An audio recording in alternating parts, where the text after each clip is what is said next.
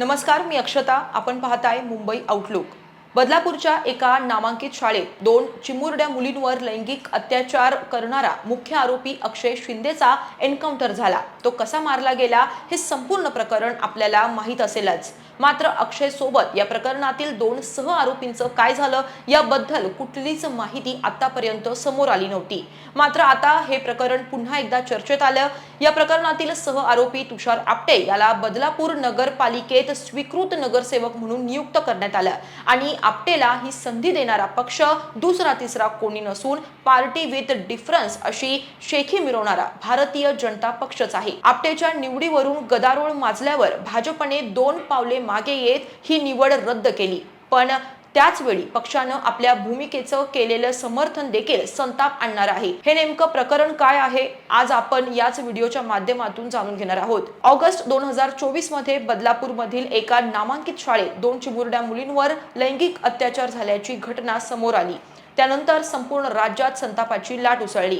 नागरिकांनी रेल रोको आंदोलन करत संपूर्ण बदलापूर शहर डोक्यावर घेतला. या प्रकरणात अत्याचारापूर्वीच्या 15 दिवसांचे सीसीटीव्ही फुटेज गायब झाल्यामुळे प्रकरण दाबण्याचा शाळेनेच प्रयत्न केल्याचा आरोप झाला. त्यासोबतच काही पोलीस अधिकाऱ्यांनी गुन्हा नोंदवण्यास टाळाटाळ केल्याचा आरोप देखील करण्यात येत होता.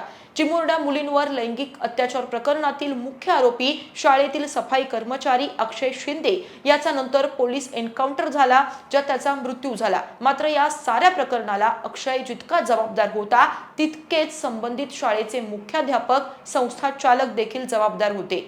कारण काही पालकांनी शाळेत असे प्रकार घडत असल्याची तक्रार संस्था चालक आणि मुख्याध्यापकांकडे वारंवार केली होती. त्याची योग्य ती दखल घेतली गेली नाही आणि नको ते घडलं. शिवाय अत्याचाराची माहिती दडपण्याचा प्रयत्न देखील केला गेला. म्हणूनच शाळेचे अध्यक्ष उदय कोतवाल आणि तुषार आपटे यांच्यावर पॉक्सो कायद्याअंतर्गत गुन्हे दाखल करण्यात आले. गुन्हा दाखल होताच कोतवाल आणि आपटे हे दोघेही फरार झाले होते. तब्बल 40 ते 44 दिवसानंतर ठाणे गुन्हे शाखेच्या पथकानं कर्जत येथील एका फार्म हाऊस मधून त्यांना अटक केली. त्यानंतर अवघ्या 48 तासात तुषार आपटेला जामीन मंजूर झाला. या प्रकरणाची सुनावणी सध्या कल्याण जिल्हा सत्र न्यायालयात सुरू आहे. एवढं सगळं घडून सुद्धा तुषार आपटे याच शैक्षणिक संस्थेमध्ये सध्या कार्यरत आहे. ही सारी पार्श्वभूमी असताना देखील पालिका निवडणुकीत भाजपने तुषार आपटेवर बदलापूर नगरपालिका निवडणुकीत मोठी जबाबदारी सोपवली. इथपर्यंत सामान्य माणसांना पडद्यामागे काय चाललंय हे कळण्याचं कारण नव्हतं. पण निवडणुकीतील यशाचं बक्षीस म्हणून भाजपने तुषारला थेट स्वीकृत नगरसेवक पद दिलं आणि सर्वत्र गदारोळ माजला. समाज माध्यमांमधून भाजपची मोठ्या प्रमाणात छीतू झाली. विरोधी पक्षांनीही रान उठवलं. महापालिका निवडणुकांच्या तोंडावर आपटेमुळे होणारी बदनामी, विरोधकांचे तिखट प्रश्न भाजपला परवडणारे नव्हते. म्हणून दुसऱ्याच दिवशी आपटेला आपल्या नगरसेवक पदाचा राजीनामा द्यावा लागला. आपटे राष्ट्रीय स्वयंसेवक संघाशी निगडित आहे म्हणून त्याला सर्व गुन्हे माफ आहेत का? त्या लहान मुलींवर, त्यांच्या कुटुंबावर गुदरलेल्या परिस्थितीची भाजपसारख्या सुसंस्कृत पक्षाला काहीच किंमत नाही का? की सत्तेसाठी कोणत्याही स्तराला जावं असे अनेक सवाल या निमित्ताने जनता विचारत आहे.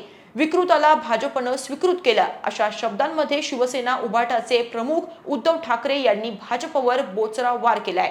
तर आरोपी तुषार आपटे कुळगाव बदलापूर नगरपालिकेत भाजप स्वीकृत नगरसेवक झाला आहे. यावरून लैंगिक अत्याचार याबद्दल भाजपनं बक्षीस दिलाय का असा सवाल खासदार संजय राऊत यांनी विचारला होता.